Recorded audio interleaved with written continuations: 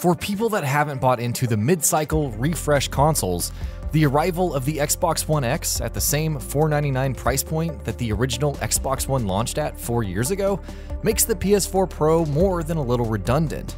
$100 extra nets you a system that's genuinely comparable to an upper mid-range PC and actually delivers on its 4K promises for the most part. But if you're an existing Pro owner, or if you're just particularly interested in Sony's exclusives, the arrival of the One X isn't all bad news. Development is never free, and it simply doesn't make sense for a studio to put in paid man-hours towards porting a game or adding features that don't net a return on their investment. In the console space, that means taking a good, hard look at each platform's install base before making that call. While PS4 Pro sales were certainly better than what Sony expected, the total install base of the Pro is still tiny. Going by Sony's figures, about 20% of all PS4s sold are Pros. The Pros have been selling for 1 year, as compared to the 4 years the PS4 has been on the market. As of June 30th, over 63 million PS4s of all kinds have been sold, so a figure of roughly 70 million as of today isn't unreasonable.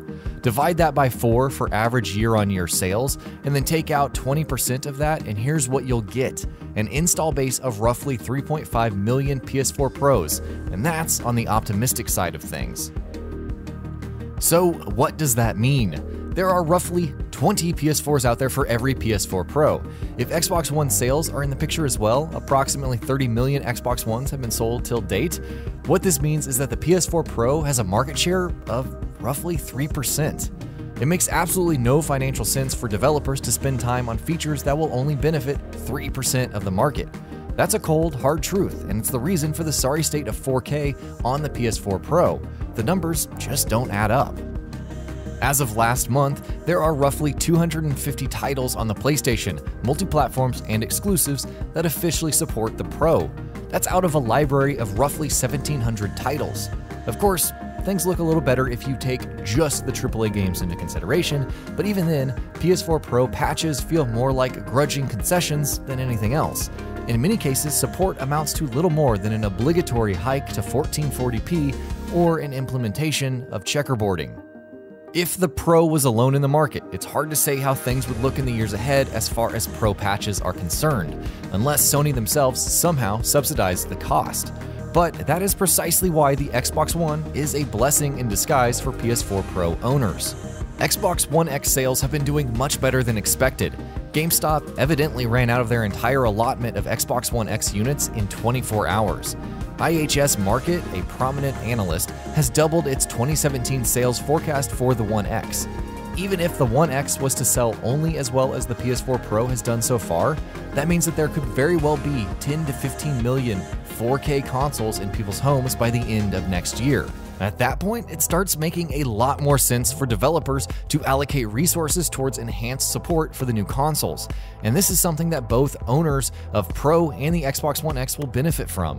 What's more, with a larger addressable market, these add-ons could turn into more than just the obligatory resolution bump. Developing and QA testing a basic 4K patch is certainly a non-trivial expense, but we're not talking about millions of dollars here.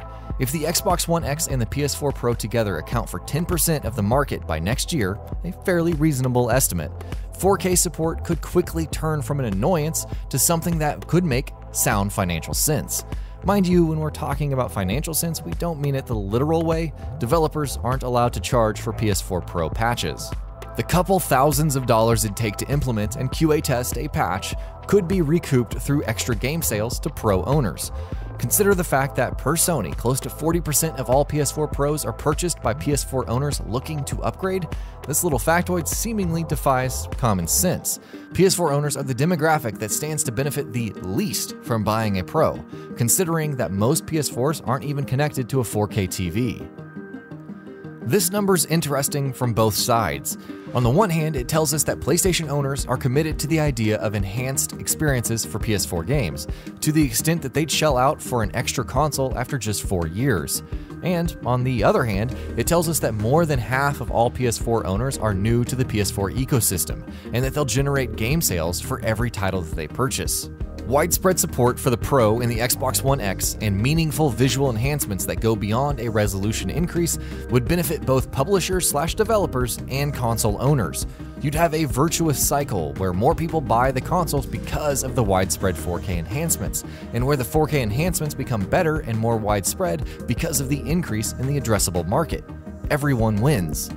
Ideally, this would have been the picture with just the PS4 Pro by now, but between the relatively low sales figures, lackluster developer support, and the fact that the graphics hardware on par with the R9 380X is really just not suited for 4K, the reality's been a good deal less interesting. But with the amount of interest in the One X as of late, and the possibility of sales growth into the next year, things might well change. It'll be interesting to see just how. And that'll be about it for this one. If you guys like what we're doing at GamingBolt, please consider subscribing to our channel, and I'll see you guys on the next video.